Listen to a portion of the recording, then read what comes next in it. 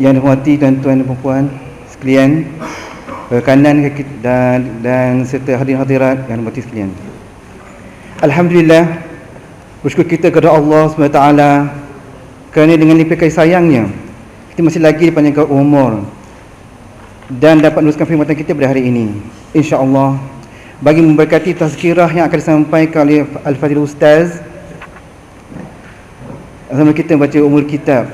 Semoga majlis kita jalan pada hari ini dirahmati Allah SWT. Al-Fatihah. A'udzubillahi minasyaitonirrajim. Bismillahirrahmanirrahim. Ar-Rahmanir-Rahim. Maliki yaumiddin. Iyyaka na'budu wa iyyaka nasta'in. Shiratal mustaqim. Shiratal ladzina an'amta 'alaihim ghairil maghdubi 'alaihim waladdallin. Seterusnya dipersilakan Ustaz menyampaikan tazkirah pada ini. Bismillahirrahmanirrahim.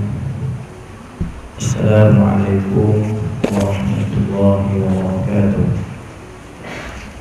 Tahu suara bukan orang. Assalamualaikum warahmatullahi wabarakatuh.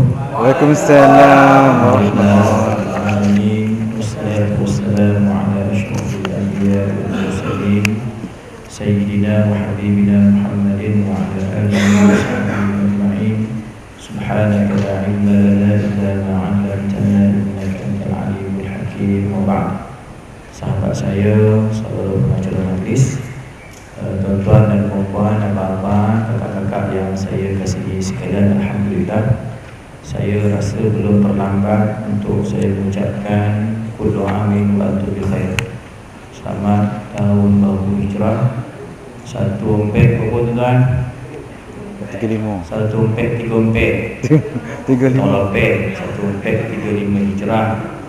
Dan juga saya ucapkan alhamdulillah kerana kita semalam sama-sama berpuasa. Semalam hari Ashura. Orang Islam semua puasa nampaknya, berbincang pun tak berapa habis semalam sebab semua puasa kan. Semalam puasa, hari Rabu puasa tak? Rabu puasa apa? Puasa ganti kan. Rabu kita panggil apa hari? Tasu'a, 9 Muharram. Nabi SAW suruh puasa hari 10 semalam hari Ashura. Nabi bukan suruh buat bubur. Bubur tu buat untuk buka puasa. Okey, kita tuan-tuan hari Ashura kita puasa, tapi Nabi Muhammad SAW nak bezakan kita dengan orang Yahudi. Tuan-tuan jangan tak tahu yang puasa hari Ashura ni siapa? Kumpulan Yahudi yang tinggal di Madinah. Ketika Nabi tanya kenapa kau puasa? Sebab pun tuan, orang Yahudi puasa hari Ashura meraihkan kemenangan, kejayaan Nabi siapa tuan? Bukan Nabi Yaqub, Nabi Musa.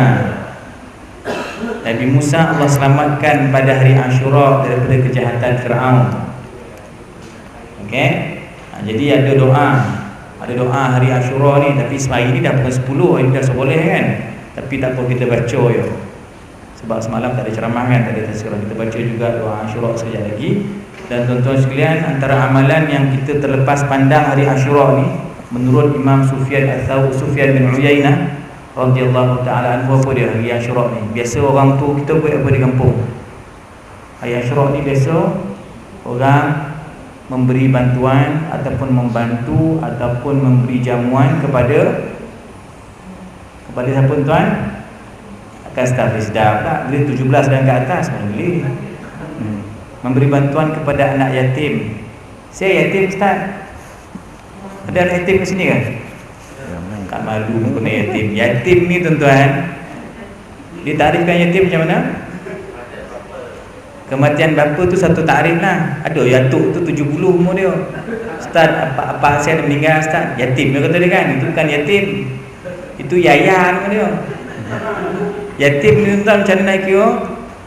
Kematian bapa dan masih belum mencapai umur akil baligh, itu kita takrifkan sebagai yatim. Maka tuan-tuan jangan lupa, mungkin semalam kita terlepeh Untuk tahun depan insya-Allah 1435 tahun depan, tak masuk tahun baru nanti 1436 10 Muharram hari Ashura.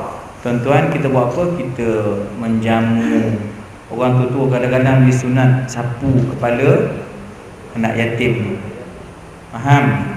Jangan sapu je dah botak belum dah sapu je, sapu-sapu duit tak bagi. Tak. Sapu tu tuan maknanya kita bagi bantuan kepada dia. Okey, insya-Allah tahun depan ada rezeki kita boleh buat ya pada hari Ashura. Hari ni hari 11 kita nak sambung pengajian kita. Tajuk apa tuan-tuan? Ni kitab nampak macam dah tak ada, dah jual pun kitab ni. Mana tajuk kita berhenti dulu? Meraihkan individu ke? Yang tu ya. Bismillahirrahmanirrahim. Tajuk kita meraihkan individu ketika menjawab pertanyaan. Kita masih pada metod yang keempat. Tuan-tuan yang tak ada kitab sudah juga. Yang kelima lah. Tak, kita dialog yang kelima, teknik kelima. Teknik yang kelima lah. Ya, betul Okey, teknik yang kelima, dialog dan bersoal jawab. Tuan-tuan, baik. Tengok tuan-tuan yang tak ada kitab semak. Jangan menguap, jangan bercakap dalam kelas. Tubuh saya bosan tuan-tuan. Kalau siapa menguap lebih 3 kali dalam satu kelas, tu tanda pendek umur. Jadi tuan-tuan jangan dah 2 kali kan tahan. 2 kali tahan pemam mulut tu. Baik. Bismillahirrahmanirrahim. Okey. Di antara metod yang kerap digunakan oleh Nabi SAW dalam pengajaran adalah dalam bentuk dialog dan saling bersoal jawab. Ini tuan-tuan kita panggil hubungan dua hala lah. Kalau cikgu mengajar dia seorang berat tuan-tuan, memang kita student pun jadi boring, bosan jadi mesti ada sedikit soal jawab lah. Dengan berdialog dapat menarik perhatian pendengar dan mengajak mereka agar menjawab soalan tersebut serta menganjurkan mereka agar menggunakan idea yang bernas dalam menjawab persoalan tersebut. Tuan, kita jawab pun jangan belasah ya. Kalau ada soalan, kita nak gunakan akal kita untuk berfikir baru kita boleh jawab kan. Jika para sahabat radhiyallahu anhum tidak dapat menjawab persoalan yang diutarakan, maka jawapan yang diberikan oleh Nabi sallallahu alaihi wasallam lebih mudah untuk difahami dan berkesan kepada jiwa pendengar. Jadi tuan, kita tengok apa contohnya. Contoh yang pertama tuan-tuan, hadis Nabi sallallahu alaihi wasallam. An Abi Hurairah radhiyallahu taala anhu anna Rasulullah sallallahu alaihi wa alihi wasallam qala ara'aytum law anna nahran bi babi ahadikum yaghtasilu minhu kulla yawmin 5 marrat hal yabqa min daranihi shay' qalu la yabqa min daranihi shay' qala fadhalika mathalu as-salawatil 5 yamhu Allahu bihinna al-khataaya. Hadis daripada Abu Hurairah radhiyallahu anhu, Nabi SAW bersabda, Nabi bertanya tuan-tuan, apakah pandangan kalian? Itu tanya orang tu. Itu dialog dah tu kan. Apakah pandangan kalian sekiranya ada sebatang anak sungai di pintu rumah salah seorang daripada kamu? Depan rumah kita ada sungai, ya. Ia mandi di dalamnya sebanyak 5 kali pada setiap hari. Setiap hari mandi tuan-tuan sampai 5 kali. Kita tak ada tuan-tuan kan sampai 5 kali mandi kan. Kita 2 kali, 3 kali lah paling banyak pun kan. Apakah akan ada lagi daki yang tinggal? Kalau Nabi kata, kalau orang tu mandi sehari 5 kali kat sungai tu, ada daki lagi tak? Sahabat menjawab, tidak akan ada kotoran sedikit pun. Mana ada daki lagi, dia gosok elok dah 5 kali mandi. Tuan-tuan tengok apa yang Nabi nak sampaikan. Demikianlah perumpamaan solat 5 waktu. Okey, solat 5 waktu Allah akan menghapuskan segala dosa dengan solat kita tuan-tuan. Jadi alhamdulillah, kita tuan-tuan orang Islam, kita ada satu kekuatan. Apa dia? Kita solat. Ya, kita bangun pagi tuan-tuan, bukan sibuk tiba-tiba nak capai start kereta, keluar rumah, pergi bersenam, pergi cari sarapan, bukan begitu kan. Kita tuan-tuan orang Islam, kita ada solat. Maka alhamdulillah tuan-tuan, solat itu dia sentiasa mengingatkan kita. Dia ada 5 kali solat itu sebagai penyuci dosa kita. Alhamdulillah. Kan?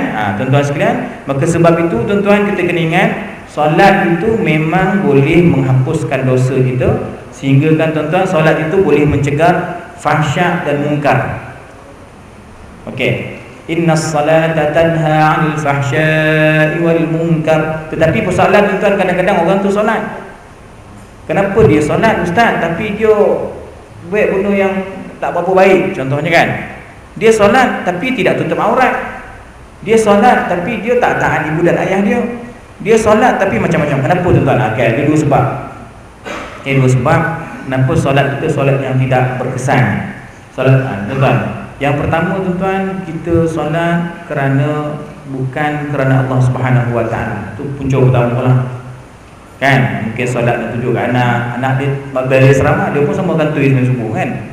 Kan tuan-tuan? Mungkin solat sebab bapak mentua kita datang rumah kita pun nak kontrol macu tuan-tuan, kita pun solat macam-macam solat kita buatkan duha tak tinggal, semayang tasbih pun ada, semayang witir pun buat, yang tarawih sudah lah kan. Semua tuan-tuan dibuat sebab apa? Nak tunjuk apa mentua dia. Ini satu sebab tuan-tuan, kenapa solat kita jadi solat yang tak mampu mencegah kita daripada kemungkaran. Yang kedua tuan-tuan, kenapa solat kita solat yang tidak khusyuk, solat yang tidak mampu mencegah kita daripada kemungkaran tuan-tuan? Sebab kita solat tidak mengikut cara Nabi SAW solat. Okey, tuan boleh perhatikan abang-abang boleh perhatikan solat Jumaat kan. Mungkin ada yang kita perhatikan pakai baju t-shirt kecil, sendan sempit, pakai seluar jeans dan sebagainya. Ketika dia sujud tuan-tuan, maaf saya sebut biasa mungkin saya dah tegur. Ketika dia sujud tuan-tuan, terbukalah semuanya, nampaklah segala yang patut dinampak, terbongkarlah apa yang tidak patut dilihat. Solatnya tidak sah. Kan, tapi sebab trend orang pergi sembahyang Jumaat pun pergilah.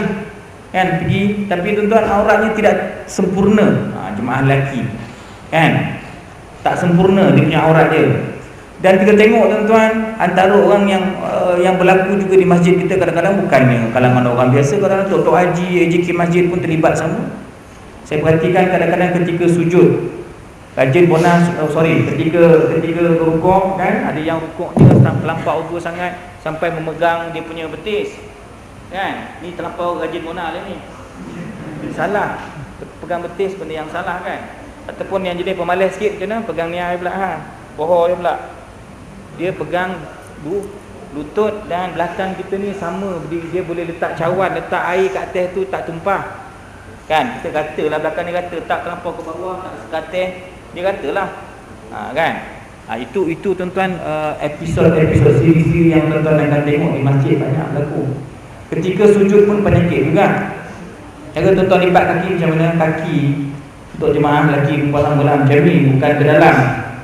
Kaki kita, jadi kaki kita macam ni kan. Bukannya kita lipat macam ni.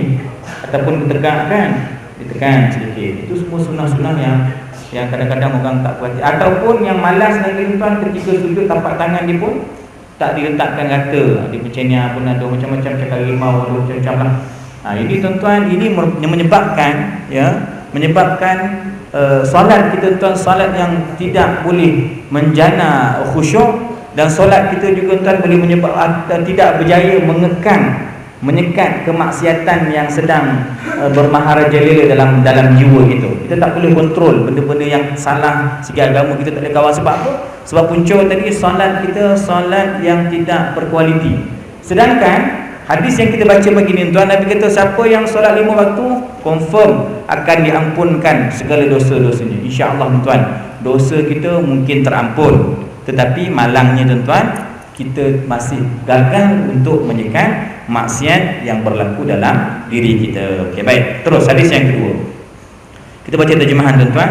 Daripada Abi Hurairah radhiyallahu anhu, katanya Nabi SAW bersabda, Nabi tanya ni soal jawab ni. Apakah kalian tahu siapakah orang yang muflis? Kita pun jawab, orang yang muflis itu orang yang disenaraikan, tak boleh buat loan bank, tak boleh beli kereta lagi. Siapakah orang yang muflis? Orang muflis ni penjamin PTPTN, anak buah dia semua dijamin, semua tak bayar, dia pula kena terseret sekali, terjebak sekali jadi muflis. Kalau tanya tuan-tuan siapa muflis? Muflis ni ustaz, ni bulan ni dah lama tak dapat gaji ni. Mari gaji dapat awal 10 hari bulan, ni dah mau capar-capar, mana nak cari duit ni, tak ada orang. Mungkin tuan-tuan kata itu muflis, tapi tuan-tuan kita silap. Itu bukan muflis. Tengok muflis apa kata Nabi SAW. Orang yang muflis dalam kalangan kami, kata sahabat, orang yang tidak mempunyai wang dan harta. Kan, miskin, tak ada apa-apa, aset tak ada apa, semua tak ada, yang ada aset dia. Baik. Lantas baginda SAW bersabda, sesungguhnya orang yang muflis dalam kalangan umatku ialah mereka yang datang pada hari kiamat. Dia semayang. Nampak tuan-tuan?